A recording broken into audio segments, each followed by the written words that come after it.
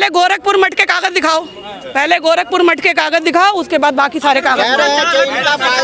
आप बिहार में जाइए, गया में बौद्ध भिक्षुओं के साथ कितना अन्याय हो रहा है। आस्था तो उनकी भी है, बात अगर योगी जी सबकी करते हैं, मोदी जी, तो बिहार में जाके देखे ना बौद्ध भिक्षुओं के साथ कितना अन्याय हो रहा है। महिलाओं की मोदी जी पहले अपनी बीवी को बताएं तलाक दे के आए, बिना तलाक दे के आए। 1947 से पहले 1857 हुआ था। 1857 को याद कर लीजिए, तब योगी जी मोदी जी पैदा भी नहीं हुए थे। और 1857 में जब फर्रुखाबाद, रोहिलखंड, हर पेड़ पे एक आलिम की जनाजा लटका हुआ था फांसियों पे, वो वक्त अभी योगी जी ने नहीं देखा। तो हम लोग तो उन लोगों के खून से पैदा हुए हैं, उनकी नस्लें हैं। बात एक ही आती है कि आप जो काम करो तरीक़े से करो। ये वक्फ बोर्ड की आड़ में आपने पूरे हिंदुस्तान में जितने सरकारी स्कूल हैं कक्षा 1 से लेके 8 तक के, उन स्कूलों को आपने प्राइवेट हाथों में बेच दिया है। आप वो जनता के सामने नहीं ला रहे हो, और आप वक्फ बोर्ड का मामला ला रहे हो, आप मदरसों का मामला ला रहे हो, आप हिंदू मुस्लिम फसाद करवा रहे हो। कौन कहता है कि हम लोग राष्ट्रगान नहीं गाते? कौन कहता है कि हम गांधी जी को नहीं मानते? कौन कहता है हम अम्बेडकर जी को नहीं मानते? 6 दिसंबर सिर्फ बाबरी मस्जिद के लिए याद नहीं किया जाता है। आपके आरएसएस ने बहुत योजनाबद्ध तरीके से सिर्फ 6 ही दिसंबर को बाबरी मस्जिद शहीद करी। क्यों? क्योंकि बाबा भीमराव अम्बेडकर जी उस दिन इस दुनिया से चले गए थे। वो एक अकेला व्यक्ति था जिसने देश को कानून बनाया, जिसने देश के अल्पसंख्यक को, पिछड़ों को, दलितों को अपना अधिकार और जीने का हक दिलाया। वो व्यक्ति यहाँ से गया था, इसलिए 6 दिसंबर चुना बाबरी मस्जिद के लिए, ताकि मुसलमान उसमें उलझ जाए और अपने संवैधानिक अधिकार कभी ना मांगे। अब महिला और मोदी जी महिलाओं को उसमें स्पेस देना चाहते हैं। हाँ, मोदी जी महिलाओं को स्पेस देना चाहते हैं, तभी कलकत्ता में रेप हो गया एक डॉक्टरनी का, है तभी वो कठुआ में नन्ही सी बच्ची का हुआ, तभी आपके हाथरस में बात करते हैं मोदी जी महिलाओं की। अगर बात महिलाओं की 6 साल से लेके 40 साल तक की महिला सेव नहीं है। आज अगर मैं यहाँ से निकल जाऊँ, क्या पता मेरा भी रेप हो जाए। वक्त में आपको हिस्सेदारी मिल जाएगी, वहाँ पे जगह मिलेगी। हिस्सेदारी घरों में बंटवारे बेटियां नहीं कराती हैं। जिम्मेदारी निभाओ, हिस्सेदारी नहीं चाहिए, जिम्मेदारी चाहिए। जिम्मेदारी मोदी जी जिम्मेदारी निभाएं। मदरसे के लोगों की तनख्वाहें टाइम पे दें। 6 महीने हो जाते हैं तनख्वाहें नहीं देते। क्यों नहीं देते मोदी जी तनख्वाहें? मोदी जी को अगर काम करना है तो बिल्डिंगों का स्ट्रक्चर सही करवाएं, तनख्वाहें टाइम पर लाएं, महंगाई को कम करें। अरे हम मेहनत करने वाले इंसान हैं, हम मेहनत करके रोजी रोटी करके खुद कमा लेंगे। वक्फ बोर्ड में उसको ठीक किया जाएगा इस कानून के माध्यम से। पहले महंगाई कम करें, बाकी सब अपने आप कम हो जाएगा। और बात अगर आती है जो गड़बड़ हो रही है वक्फ बोर्ड में, क्या गड़बड़ हो रही है, बेची जा रही है, तो पहले गोरखपुर मठ के कागज दिखाओ, पहले गोरखपुर मठ के कागज दिखाओ, उसके बाद बाकी सारे कागज। इनका फायदा, वक्फ का जो है फायदा आम मुसलमानों तक नहीं पहुंच पाता था, इसलिए ये कानून लाना। आपने हिंदू मुसलमान इतना कर दिया है कि अब आप कह रहे हैं गरीब मुसलमान क्या? ये 5 किलो राशन की भीड़ में जो 80 करोड़ जनता खड़ी हो रही है, उसमें हमारा हिंदू भाई नहीं खड़ा हो रहा है क्या? आपसे मुसलमानों की बात कर रहे हैं, आप हिंदुओं के कौन से हितैषी हैं? अभी कुंभ में इतने सारे लोग मर गए, आपने उनके बारे में क्या देखा? एक आर्थिक मेला था, एक धार्मिक आस्था के केंद्र को, एक धार्मिक चीज़ को आपने आर्थिक मेला बना दिया।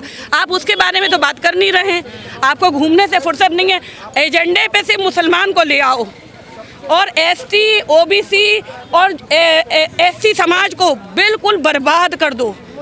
मोदी जी की राजनीति अंग्रेज़ों वाली राजनीति है, डिवाइड एंड रूल, बांटो और काटो। हर नारे में कहते रहते हैं बेटे योगी जी, मतलब संसद भवन में, विधानसभा में कहते हैं कटेंगे, मरेंगे, तोड़े जाएंगे, भगाए जाएंगे। क्या तरीका है भाई? जितने आप इस देश के हो उतने ही हम भी हैं। हमारे अब्बा का भी खून है, हमारे अम्मा के अब्बा का भी खून है। हम स्वतंत्रता सेनानी परिवार की निवासी हैं। हमसे ज़्यादा योगी जी को पता होगा। हमने तो अपने घरों में हिस्ट्रियों में सुना है कि हाँ भाई हमारे नाना जेल गए थे नेहरू जी के साथ। ये पूरा जो मजमा, ये झंडे की अहमियत अभी योगी जी क्या जाने, इस सफेद और काले झंडे की अहमियत। इस बिल को वापस लेगी लगता है सरकार को धार्मिक। देखो, अब मैं एक ऐसी बात कहने जा रही हूँ जिस बात को आपको भी मानना पड़ेगा। राम मंदिर आस्था के आधार पे बना, तो फिर आस्था के आधार पे वक्फ बोर्ड के बिल भी वापस हों। आस्था के आधार पे अगर हो रहा है तो सुप्रीम कोर्ट हमारी बात भी सुनेगा। आस्था अगर उधर है तो आस्था इधर भी है। अभी गया में, आप बिहार में जाइए, गया में बौद्ध भिक्षुओं के साथ कितना अन्याय हो रहा है। आस्था तो उनकी भी है। बात अगर योगी जी सबकी करते हैं, मोदी जी, तो बिहार में जाके देखे ना बौद्ध भिक्षुओं के साथ कितना अन्याय हो रहा है। धर्म को देश के आड़े मत लाओ, बंटवारे की राजनीति मत करो। आप तो चश्मा लगा के आराम से घूमते फिर रहे हैं। 4-5 पिछलग्गू छोड़ दिए हैं आपने, जो कभी मुसलमानों को पकड़ लेते हैं, कभी दलितों को पकड़ लेते हैं, कभी किसी को पकड़ लेते हैं। सरकार साजिश है क्या? सबसे पहले महंगाई को सही करो, शिक्षा पे काम करो। पूरे देश में, हर प्रदेश में, गुजरात में 150 से 200 सरकारी स्कूल बंद, उत्तर प्रदेश में बंद होने कगार पे, महाराष्ट्र में बंद होने कगार में, राजस्थान में बंद है। कक्षा 1 से लेकर 8 तक का सरकारी स्कूल, ये गरीब के बच्चे के साथ अन्याय क्यों? इसमें तो कोई हिंदू नहीं, कोई मुसलमान नहीं। जी, ये कहा जा रहा है बीजेपी की तरफ से कि जो वक्फ बोर्ड है इसमें बकौती है कुछ परिवार का, कुछ लोगों का, आम मुसलमानों को कुछ भी फायदा नहीं मिल रहा है। गरीबों के लिए आम मुसलमानों को कुछ फायदा नहीं मिल रहा है। आप पहले महंगाई कम करिए, आम मुसलमान को फायदा मिल जाएगा। आप महंगाई कम करिए पहले। मदनी परिवार का वर्चस्व जी, आम मुसलमानों को कुछ नहीं मिल रहा। मदनी साहब परिवार, हाँ देखिए, माँ से मदनी, माँ से मोदी है ना, तो और माँ से महंगाई, और माँ से माँ, माँ से महिला, माँ से तो सब कुछ है। माँ से तो सब कुछ है। एक ही परिवार का लोग बात आप किसी एक परिवार को मत उठाइए। अगर बात परिवार की है तो आप अडानी से सवाल करिए, एक ही परिवार को सारे कॉन्ट्रैक्ट क्यों हैं? बात अगर परिवार की है, बात अगर मदनी साहब की है, तो फिर अडानी और अंबानी को सारे कॉन्ट्रैक्ट क्यों हैं? मुझे क्यों नहीं मिल रहा है? मेरे एसटी भाई को क्यों नहीं मिल रहा है? मेरे दलित भाई को कोई कॉन्ट्रैक्ट क्यों नहीं मिल रहा है? बात अगर परिवार की है तो अडानी और अंबानी का परिवार ही क्यों? अगर ये बिल पास हो जाता है, जी, और तो बिजनेसमैन है, ऑटो हम भी तो बिजनेसमैन बन सकते हैं। नारी शक्ति करानी है, हमें बिजनेसमैन बनाओ। देश की महिला को बिजनेसमैन बनाओ। एक पिछड़ी जाति की महिला को आगे बढ़ाइए। अगर ये बिल पास हो जाता है तो क्या एक बार फिर से शाहीन बाग बनेगा क्या? शाहीन बाग क्या? मोदी जी चाहते हैं देश में फिर से बंटवारा हो, क्योंकि मोदी जी के पास कोई पॉलिसी नहीं है। मोदी जी फेल हैं। बीजेपी के प्रवक्ता शहजाद पूनेवाला का बयान आया है सामने। महिलाओं के लिए मोदी जी पहले अपनी बीवी को बताएं तलाक दे के आए, बिना तलाक दे के आए।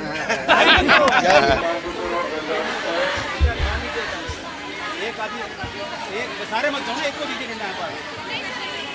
डंडे ही दीजिए, डंडे ही रख लीजिए, डंडे दे दीजिए ना, उनको डिटेन करना पड़ेगा, डंडे तो डिटेन नहीं कर सकते।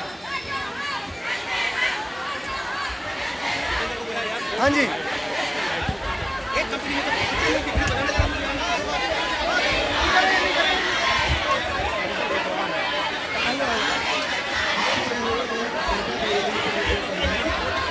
मैडम नीचे उतर जाओ।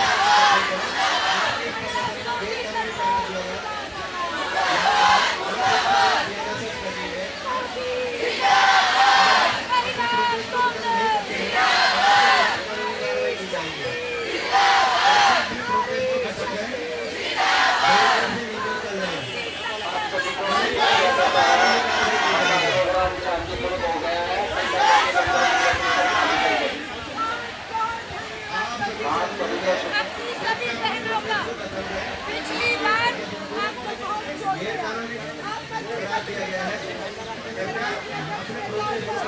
मेरी जिम्मेदारी है। पूरी छावनी है, पूरी पुलिस फोर्स और